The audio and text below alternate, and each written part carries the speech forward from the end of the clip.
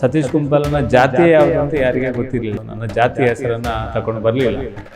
ಯಾರಿಗೆ ತಾಳ್ಮೆ ಇದೆ ನನ್ನ ಹಾಗೆ ಅವರಿಗೆ ಅವಕಾಶ ಇದೆ. ಪಕ್ಷಕ್ಕೆ ಅನೇಕ ವರ್ಷಗಳಿಂದ ದುಡಿದವರಿದ್ದಾರೆ. ಉದಾಹರಣೆಗೆ ಪುತ್ತೂರಲ್ಲಿ ಪಕ್ಷಕ್ಕೋಸ್ಕರ, ಸಂಘಟನೆಗೋಸ್ಕರ ತನ್ನ ಜೀವನವನ್ನೇ ಮುಡಿಪಾಗಿಟ್ಟಿರುವಂಥ ಪುತ್ತೂರಲ್ಲಿ ಹೇಗಿದ್ದಾರೆ, ಇಡೀ ಜಿಲ್ಲೆಯಲ್ಲಿದ್ದಾರೆ. ಅವರಿಗೆ ಒಂದು ಗ್ರಾಮ ಪಂಚಾಯತ್ ಕೂಡ ಸಿಕ್ಕಿದೆ. ನಾನೇ ಕರ್ಕೊಂಡು ಬಂದವರು ಕೂಡ, ಬೇರೆ ಪಾರ್ಟಿಯಿಂದ ಕರ್ಕೊಂಡು ಬಂದವರು ಕೂಡ ಭಾರತೀಯ ಜನತಾ ಪಾರ್ಟಿಯಲ್ಲಿ MLA ಕ್ಯಾಂಡಿಡೇಟ್ ಆಗಿದ್ದಾರೆ.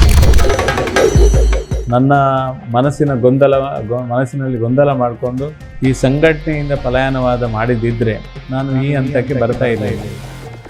ನಳಿನ್ ಕುಮಾರ್ ಕಟೀಲ್ ಅಂತ ಒಬ್ಬ ಪ್ರಭಾವಿ ಸಂಸದರು ಇದ್ದಂಥ ಕ್ಷೇತ್ರದಲ್ಲಿ ಒಬ್ಬ ಬ್ರಿಜೇಶ್ ಚೌಟ್ರನ್ನು ಅಭ್ಯರ್ಥಿ ಮಾಡಿದಂಥ ಸಂದರ್ಭದಲ್ಲಿ ಈ ಒಂದು ವ್ಯವಸ್ಥೆಯ ಮಧ್ಯದಲ್ಲಿ ಕೆಲಸ ಮಾಡೋದು ಅತ್ಯಂತ ಸವಾಲಿನ ಕೆಲಸ ಆಗಿದೆ.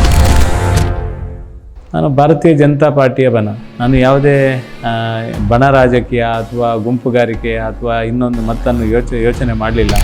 ಈ ರಾಜಕೀಯ ಕ್ಷೇತ್ರದಲ್ಲಿ ಮಾಡಿದ ಕೆಲಸ ಎಲ್ರಿಗೂ ಸಮಾಧಾನ ತಂದಿದೆ ಅಂತ ಕೇಳಿದರೆ ಸಮಾಧಾನ ತರಲಿಕ್ಕೆ ಸಾಧ್ಯನೇ ಇಲ್ಲ.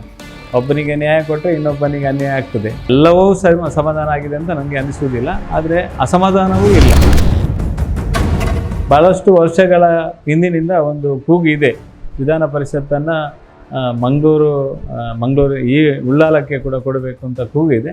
ಅದರ ಬಗ್ಗೆ ಏನು ತಕರಾರಿಲ್ಲ ನಮ್ಮದು. ಈ ಒಂದು ಕೆಲಸದಲ್ಲಿ ಯಾವುದೇ ರಾಜಿ ಇಲ್ಲ.